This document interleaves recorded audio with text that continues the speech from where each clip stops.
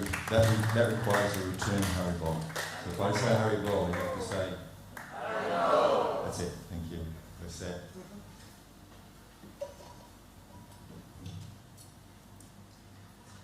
Welcome again to another Sunday. It's come around very, very quickly, and we're happy that it's come around quickly because we like Sundays.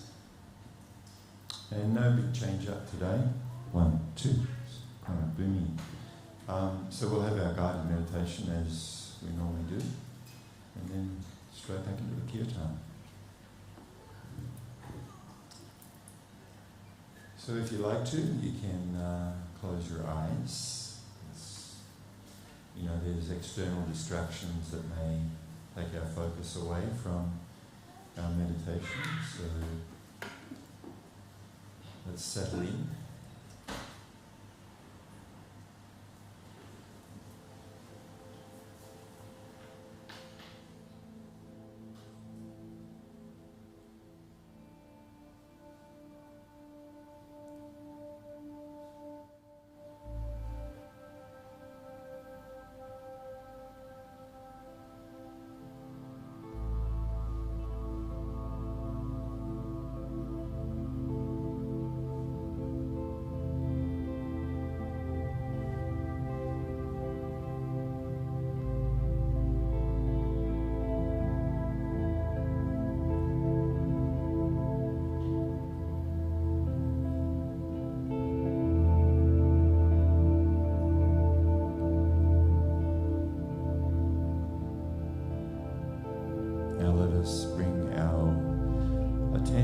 Onto the rhythm of our breath.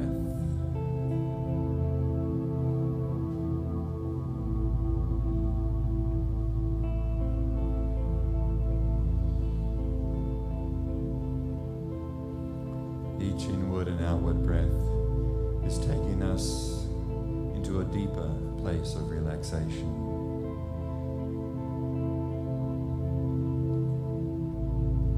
As letting each breath release whatever tension there is in our body as we move away from the ever busy mind.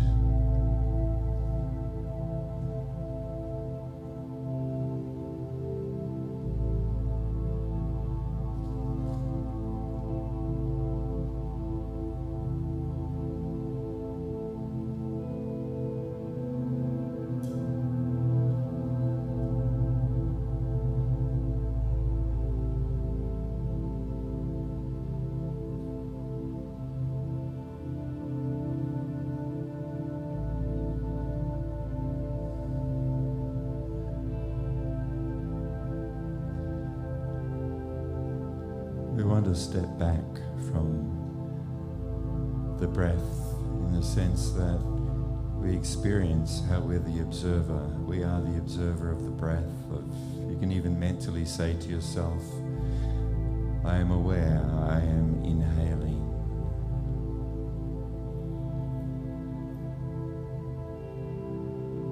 I am aware, I am exhaling.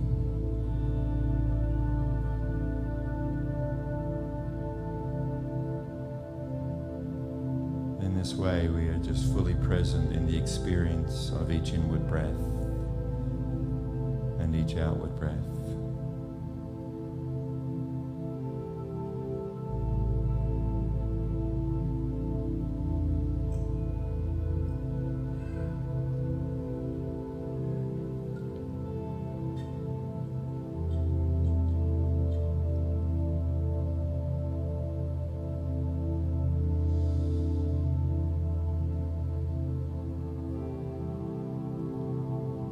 Now that we're feeling a little more relaxed, we'll spend a few moments in mindfulness. So in this practice, we again learn to step back from that stream of thoughts which is moving through the mind. In this practice, we learn that we are not our mind, that we are the witness, the observer of the mind, that we are not our thoughts, that we are not our feelings, our emotions. We are not our fears or anxieties. We are the self, the Atma, who is actually untouched by these different emotions and feelings and desires that are there in the mind. So therefore it is helpful to experience, I am the silent witness.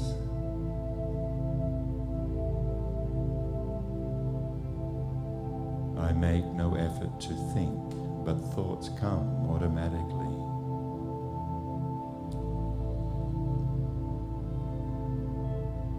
I am watching thoughts flow through my mind. I am aloof from them.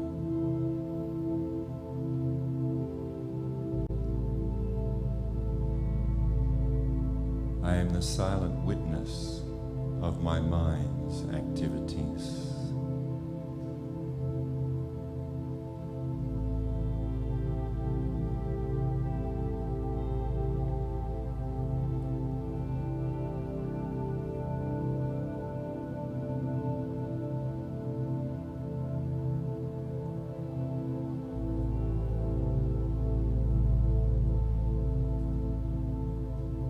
Aham Brahmasmi. I am spirit. I am not the material body or the ever-changing mind. I am the eternal spark, the eternal part and parcel of the Supreme Soul, the Param Atma.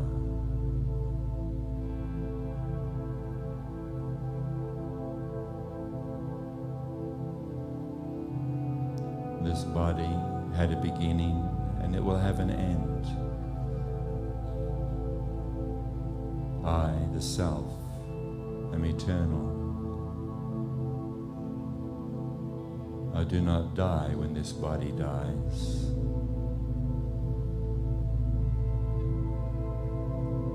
Aham Brahmasmi. I am spirit.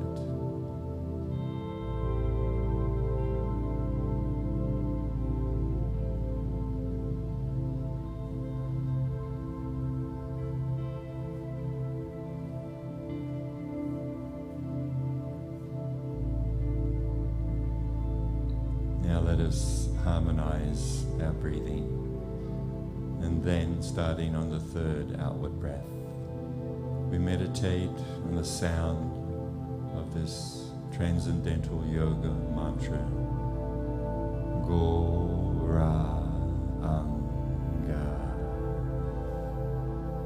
So let us inhale together, exhaling. Inhaling,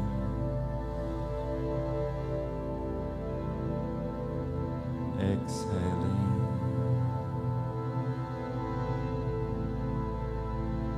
inhaling,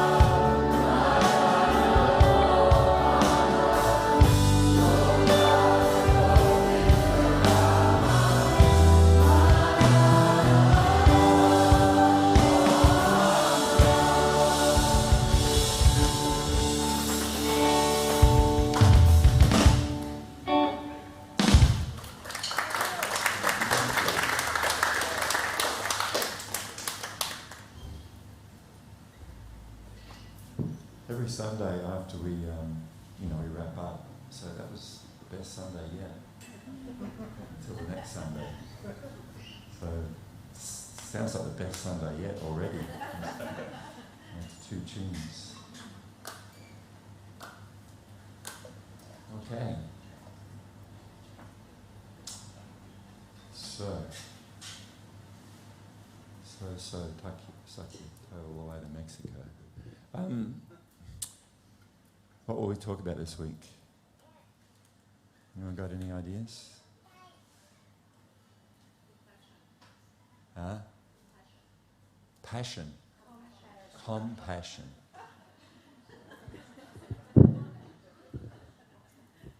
What the world needs now.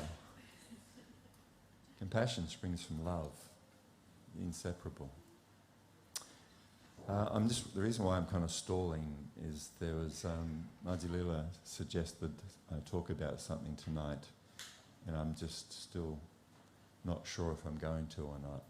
So I'm just kind of stalling here a little bit. So how's everybody doing? Is everything all right? Oh man. Okay, I'll try. I'll talk about what Madhula suggested I talk about.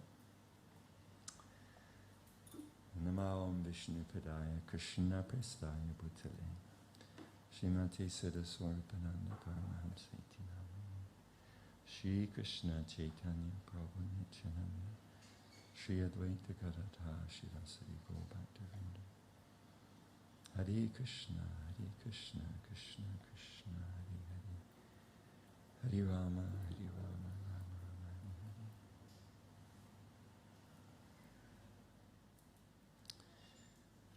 Hare Hare. The reason why I'm a little reluctant is 2 reasons.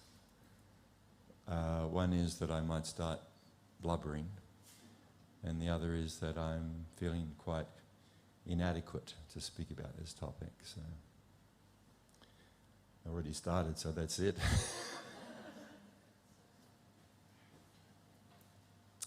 The reason is, for those who don't know, I'm on hormone therapy for cancer, so that's why it's also easier for me to get in touch with my feminine side.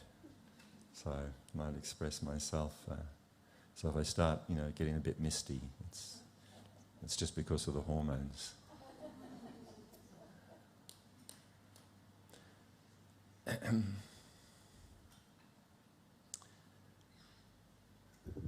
I don't know if I can do it.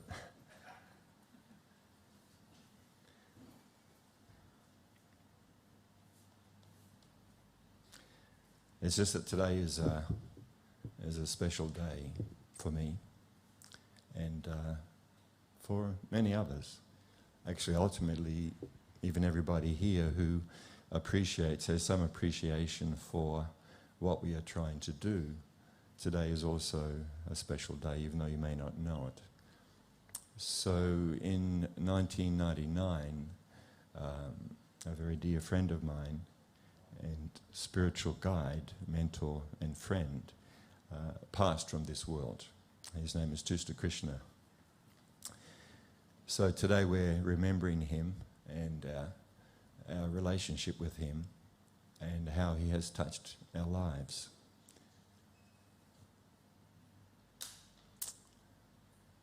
And you know how they talk about influencers these days? They have, people who are influencers.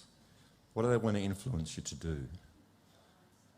To follow them, to buy stuff, in other words, they want something from it, right? Someone wants to become an influencer. They want something from us, right? That's why they want to be an influencer. They want to influence us as saying to buy stuff or this or that. So Tusta Krishna was an influencer. He literally influenced the lives of tens of thousands of people. He changed my life in a very profound way.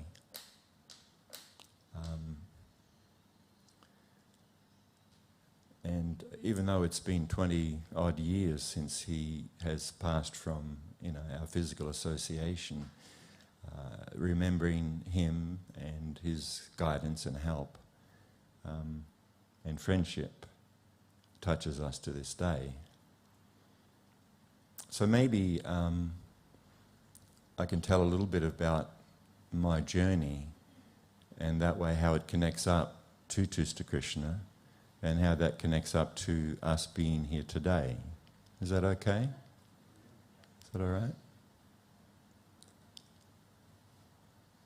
So I was born a saint from a very young age.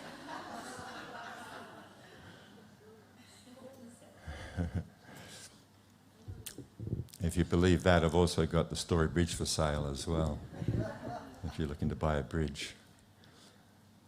No, I was born into a Catholic family, although my father became an atheist.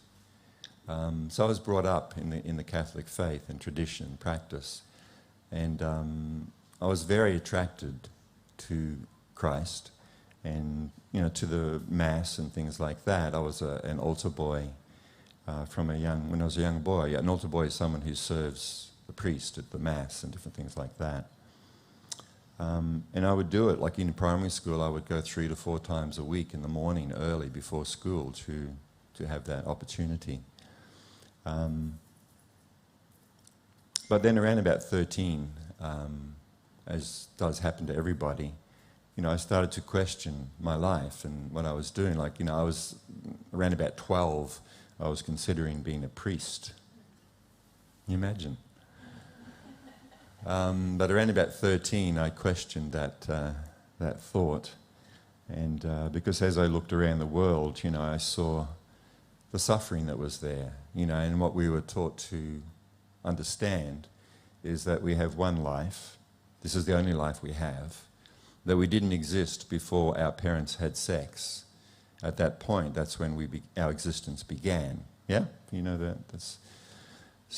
And then we come into this life, and we have our whatever time we have here, 60, 70 years, or whatever it might be. And then, according to how we've lived our life and whether we've joined the right church and surrendered to God, then we'll go to heaven forever, and we'll all learn how to play harps and sit around on clouds being bored for eternity. Yeah? Can you imagine how boring that would be, just being holy for the rest of your life with no fun? You just got to be like a choir boy for the eternity, right?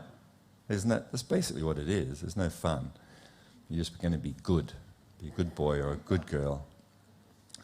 And then, so that's it. And if you haven't surrendered to God or to the Son of God, then you spend, eternity with, Jimi Hendrix and other people, in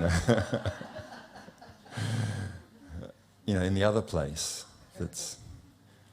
So as I looked around the world, I kind of saw it. At that time, back in the 60s, there was, I can't remember exactly, there was a war and plus a famine that was going on in a country called Biafra. And, we saw on the news, the different pictures of particularly the babies, with the flies all through their nose and everything, and their distended bellies because they were malnourished and things like that. So I began to ask the different priests and nuns and people like that, how is it if there's an all-loving, all-knowing, all-powerful God that because, one life, remember this is one life, that he allows this to happen. So, briefly the answer revolved around, well, we don't know, it's a mystery and we don't know the Lord's ways, why this happens. B, Satan is doing it.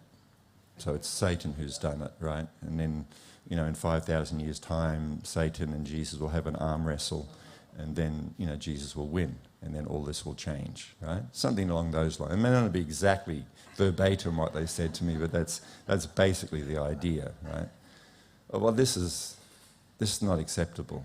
This is not acceptable for, So basically, at the ripe old age of, 14 or whatever it was, 15, I became an atheist. And I don't want to make this too long because I want to get to the important part. So basically then I became a social Marxist communist for a while to change the world into a better place. And then after that, when that was not satisfying, when it was, the promise was not fulfilled, I then started looking into some deeper, aspect to existence, to life, and came across Buddhist teachings and practice. So I started practicing, the various teachings, studying the teachings of Buddhism, and doing the meditations and things like that. And because I also then came across the understanding of karma and reincarnation, and this is an explanation why different people experience different things in their lives, is through this unending journey of birth and rebirth, that the law of karma is there, and as we sow, so shall we reap. So what we're experiencing is a temporary thing, whether the good and the bad that comes to us in life is due to this law of karma as we are acting. So there's a reaction to our actions, and so then this is starting to become a little clearer how different people are experiencing different things in their life. But also, as part of the teachings that I learned in Buddhism, there is a concept of sunyata. And this sunyata concept means non-self. There is no self. So in Buddhism also there is no God. So this is a good practice for an atheist, because there is no God. No old man in the sky, condemning people and throwing them into hell and stuff like that. So, but as I heard different teachings and read things and heard this idea of sunyata, which means non-self, there is no existence of an eternal self, that the idea of a self is illusory, and we have to overcome this illusory idea of self, because ultimately there is no self. And one of the teachers wants to illustrate this idea of nirvana. He said it's like, you have a candle, a flame, and enlightenment basically means to extinguish the flame meaning the idea of self, there being an actual self. So then I started asking questions about, well, if there is no self, who is reincarnating? Because reincarnation means you're in one body, then you enter into a different body, you take on another body. And if there is no constant self, how can there be karma? Who is sowing and who is reaping, right? So anyway, so this goes on. So then basically the response was that, well, don't concern yourself with these things. Just continue your practice. Well, this is basically the same answer I got from the priests and the nuns, right? Don't worry about it. Anyway, it was from there that I came into contact with yoga and yoga practices and meditations and things like that. And I became quite what I would self-describe as serious, really into it, proper, serious meditation, yoga, philosophical inquiry. So my sister, my older sister, 2 years older than me, she had come into the practice of bhakti yoga, and the hearing and the chanting of the names of God has been a path to God and self-realization. So I thought this was pretty dumb, because it came from my sister. It must be dumb, right? It had to be dumb. My sister was a hippie, So she was always trying to talk to me about this practice of bhakti. And, I would ask her various questions and things like that. And she was not so philosophically inclined and was not able to answer my questions very well. So that helped me to dismiss it even further as being just for sentimental women. That's what I thought it was for. Emotional people. So anyway, so this kind of goes on, and so then one time she says, look, there's someone who I would like you to meet who is coming. I was living in Brisbane at the time. This is back in 1977, somewhere around about there. And the person was coming to the Gold Coast to give some public talks. And she said, I'd like you to come and meet this person. This person can, answer your questions and etc. So being completely arrogant arsehole, I thought, great, this is my chance. I'm going to come down and just shut my sister down forever. This will be, if I can shut this guy down, that's the end of it. Just leave me alone. I'm over this bullshit. So confident. One could say arrogant, but...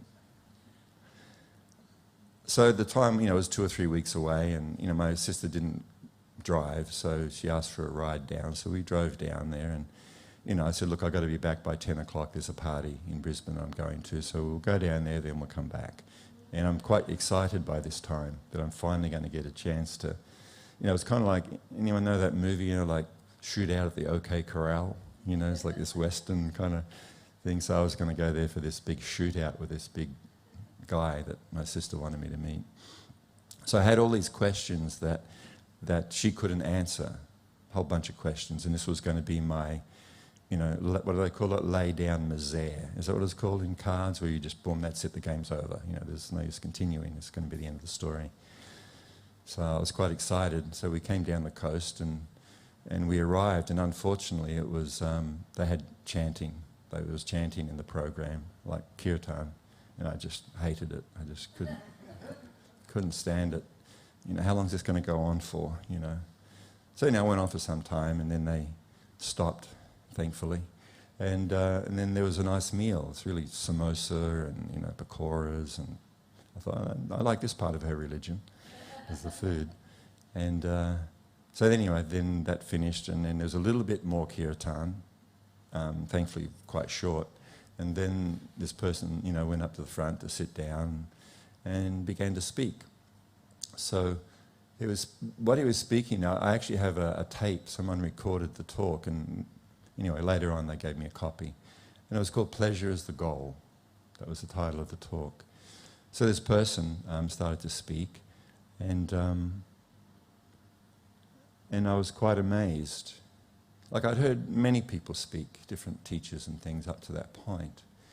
And I always felt that the person wanted something from me. I always felt there was something they wanted from me, recognition, acknowledgement, a follower, money, whatever, something. There's just a feeling in my heart that I'm grateful for what I'm learning, but there was just a feeling that people wanted something. So as this person began to speak,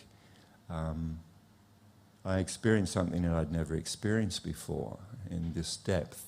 I experienced this person is giving me something. This person doesn't want anything from me. They're actually giving me something out of care for me. There was a very direct experience of that.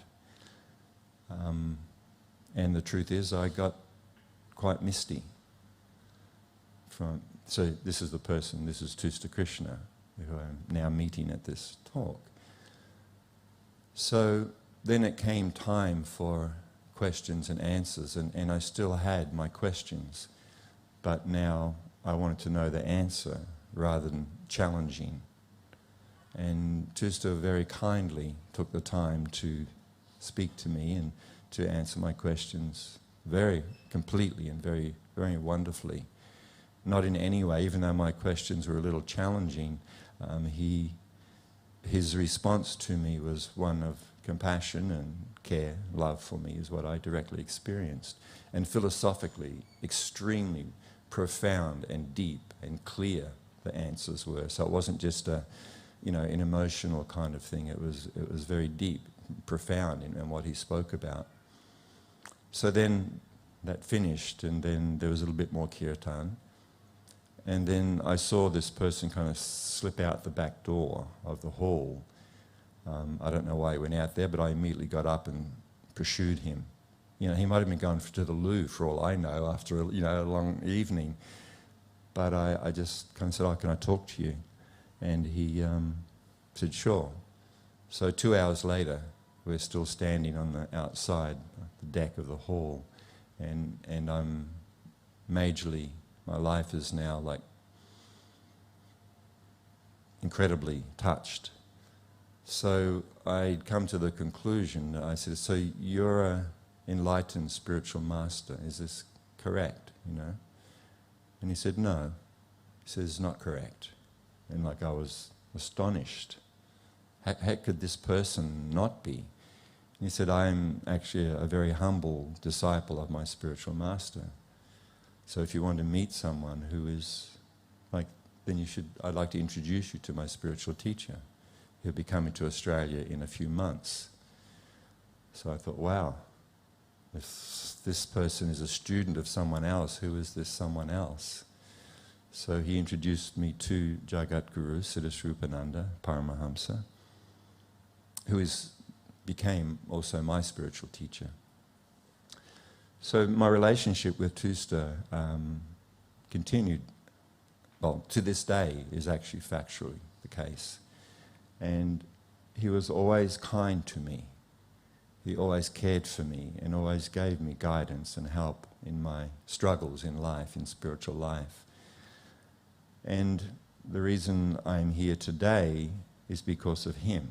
And the reason my life is headed down this path is because of him and how he introduced me to the guiding light of my life, my spiritual master, Jagat Guru, Siddhaswarupananda Paramahamsa. So I owe him an eternal debt of gratitude. So today I'm, remembering him and my relationship with him and his kindness to me. So then, of course, also I'm remembering my relationship with my spiritual teacher and his kindness and love for me. So today is a little bit happy and sad at the same time because I do not have Tusta's, personal, like physical association anymore. So I'm remembering him and the various times that, I spent with him and how he helped me. So that's today.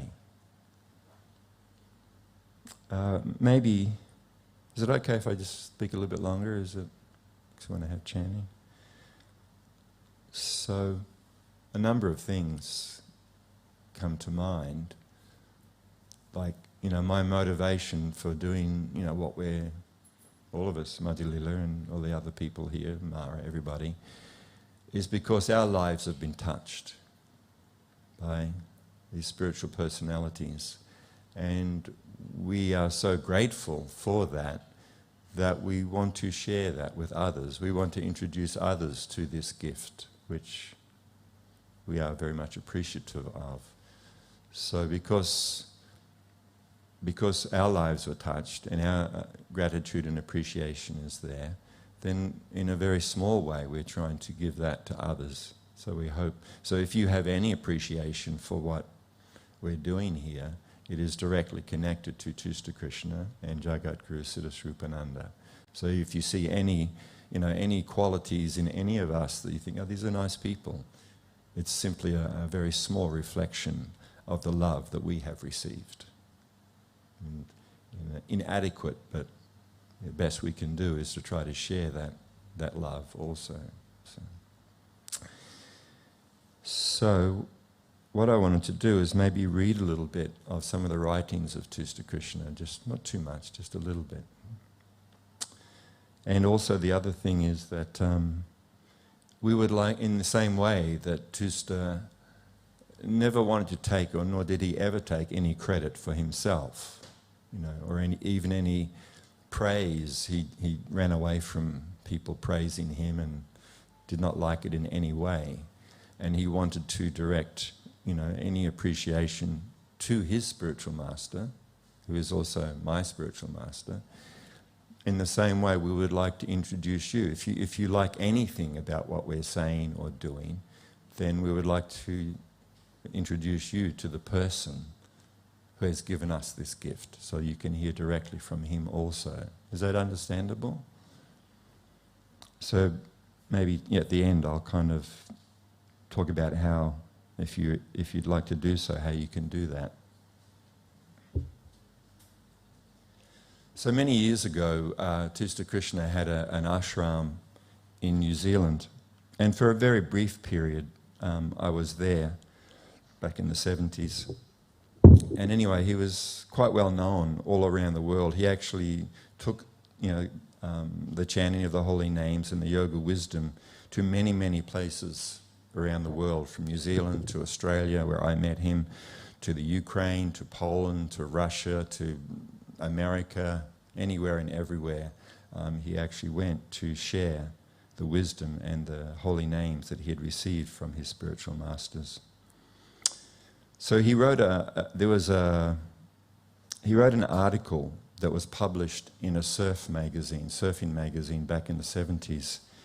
It was called Varuna, and it was like a wisdom story of this surfer called Varuna, who was on a spiritual path also.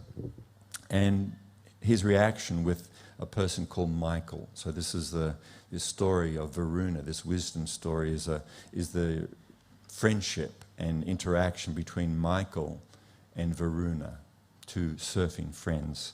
It's very long, so I can't read the whole thing.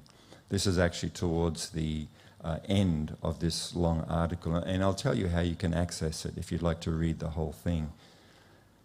So here, this is like almost at the end of this whole journey that Michael and Varuna are on. And let me find where I wanted to read from. So anyway, they've just been out for a surf. They're sipping on some chai, sitting on the beach. They've just been out in the surf and there's dolphins and everything happening. And they're just chilling out. I'll read from here. Sipping at the chai, Michael sometimes threw bits of crumbs into the pool and watched the small creatures race to eat them. He set his cup down on the rock and spoke. I've been thinking, Varuna, about what you were saying earlier. Seems to be really important. It's like more and more I'm trying to understand life's mysteries, to go deeper into them. That point you made about not needing material crutches really struck home to me. Because until I get there, I don't really feel that I've reached the condition of absolute happiness or satisfaction. I guess in a way what I'm striving for is total perfection. What do you mean by perfection? Asked Varuna. Well, when something is perfect, there is no need for change or improvement. Everything is just right, perfect.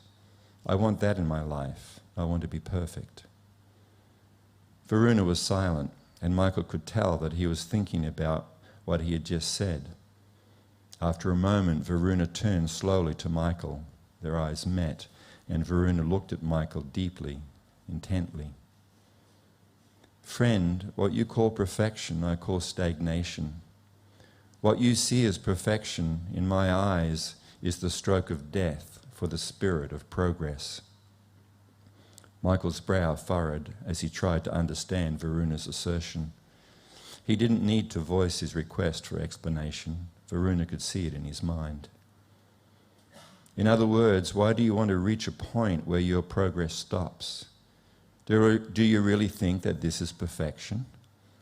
In surfing, for instance, one of its beauties is that no matter how good you become or how refined and sensitive you may get in relationship to the waves, there is always room to go further. That's one of its attractions, an attraction that makes it more than a mere sport like football or baseball. The beauty of surfing is that there is ample allowance for individual expression and creativity. You never reach a point where you know everything about it because it's always changing. And because of that, the fire of progress isn't extinguished. Stagnation never sets in.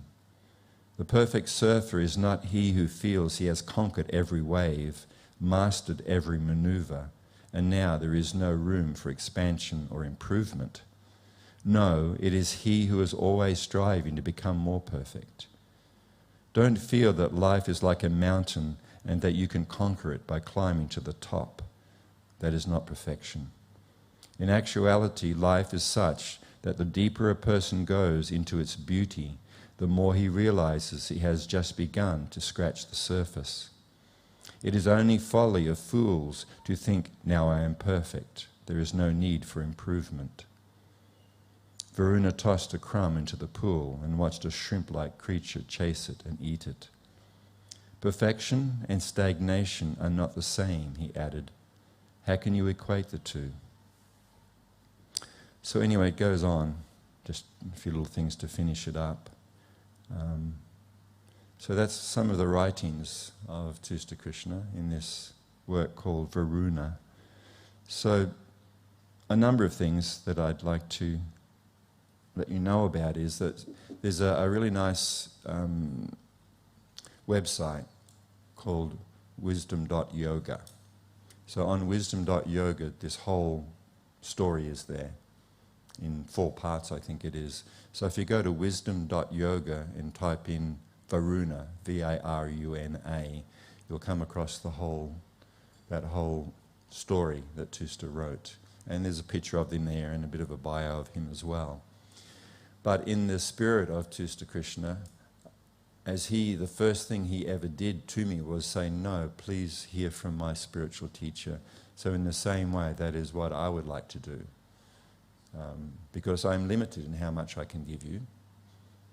So I'd like to introduce you to someone who can take you deeper and further than I am able to. So on that same website, there is articles and videos of Jagat Guru Siddhasrupananda, my spiritual teacher, our spiritual teacher, and you can watch and learn from him there also. And we also are running wisdom evenings where we play video lectures of Jagat Gurus and have Kirtan and take questions and things like that. So if anyone is interested in attending them, and there's one coming up soon, next Saturday in fact, so if anyone would like to come, it's going to be here on next Saturday evening, then let me know and we can let you know the details and things like that. And then also weekly we send out a link where you can watch and listen to different lectures from Jagat Guru as well. Thank you very much.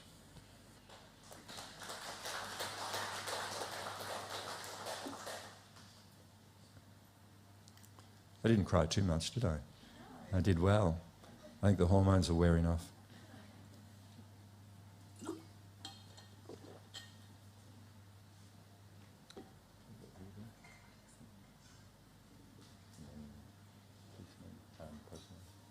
Stand up actually.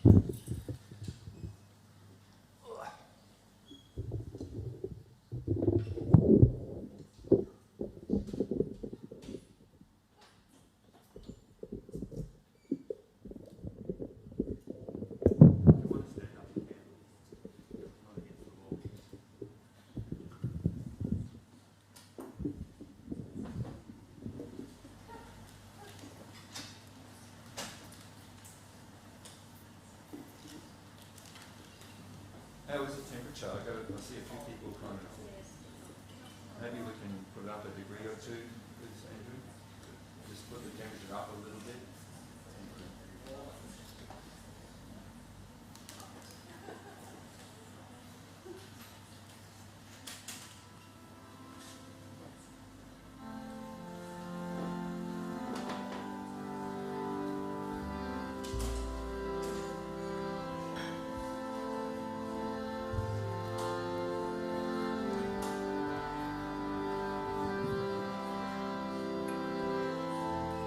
Hare Krishna.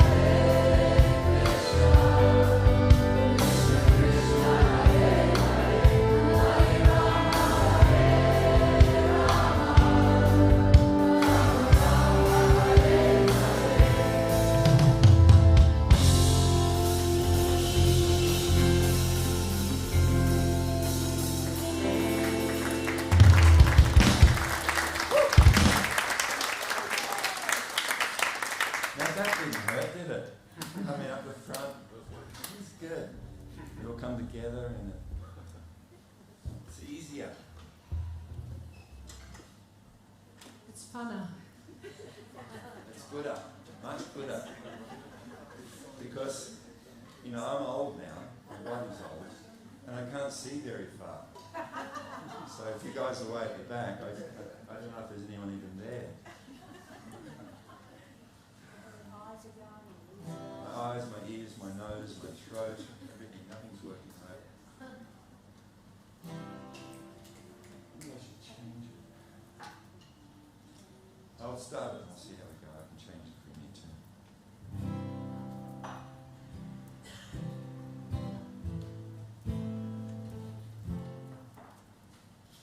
I've lost the melody after that. I'm going to start doing Viva.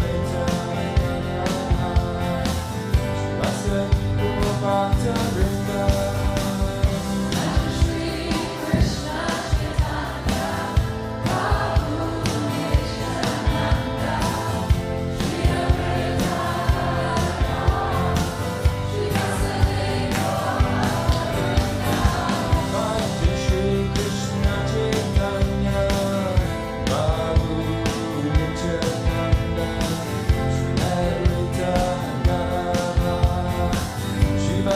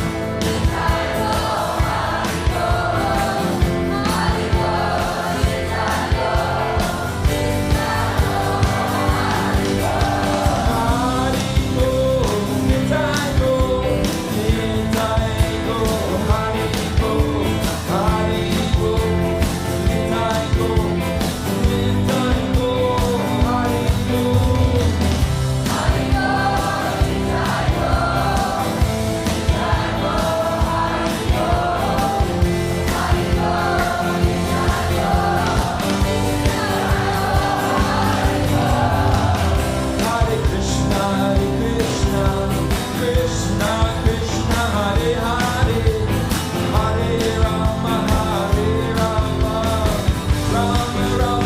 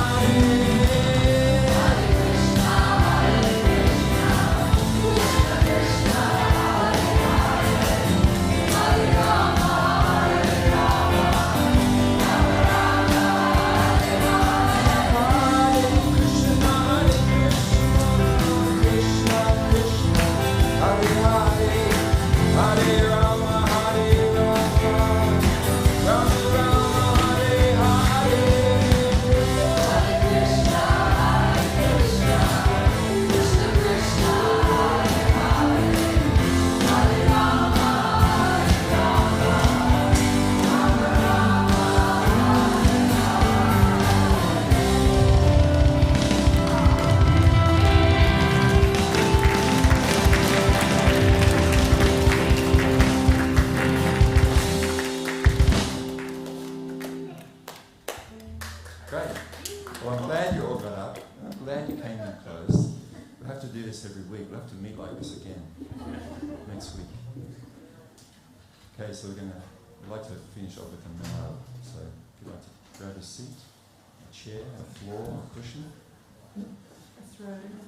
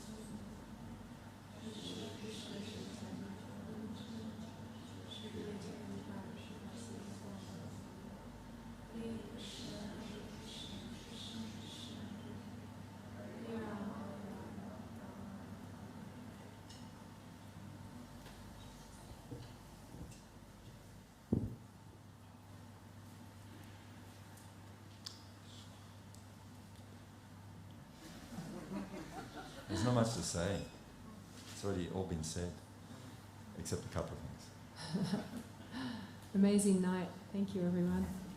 And don't forget, next week we have our final rehearsal for the Christmas choir. There's still spaces for those who would like to come and be part of our Christmas choir. 3 o'clock. Sir, I'm talking to you. It's our final rehearsal. And then our Christmas celebration is on the 19th, 2 weeks away. We won't be here, probably. We'll be at Nerang, under the big fig tree, Nerang Country Paradise Parkland. There is information on all our socials and our website, and also on the front desk. There's some flyers. We would love to see all of you there, and more. Bring 10 friends. It's outdoors. We can fit everyone in. And then coming up on Friday, really, really super special. We want you guys all here as well. Yeah.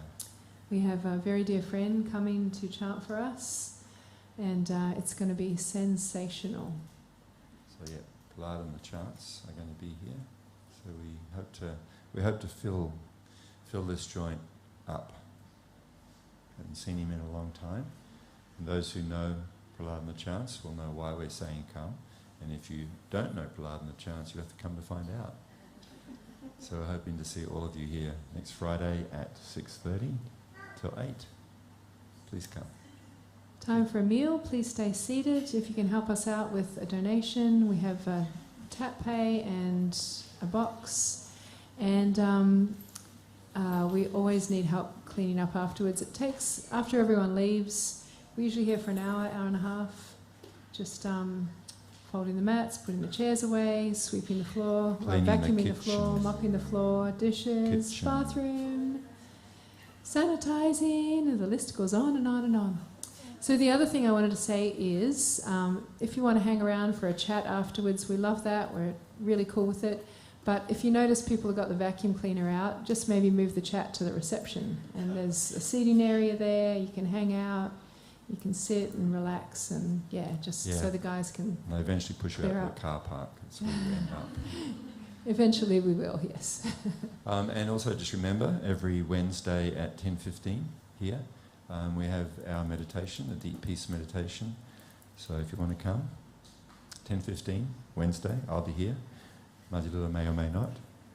You have to come and find out. And then after we have the Deep Peace for 45 minutes, usually we sit around and chat outside, just out here in the lounge area, have a cup of tea. And that's when those of you who are a little shyer and want to kind of spend a bit more time, we delve deeper into whatever questions people have about yoga, teaching, philosophy, yoga wisdom. So if that's what you'd like to find out about more, come and do the Deep Peace first, and then come and hang out afterwards for whatever long you'd like to be there for. Thank you.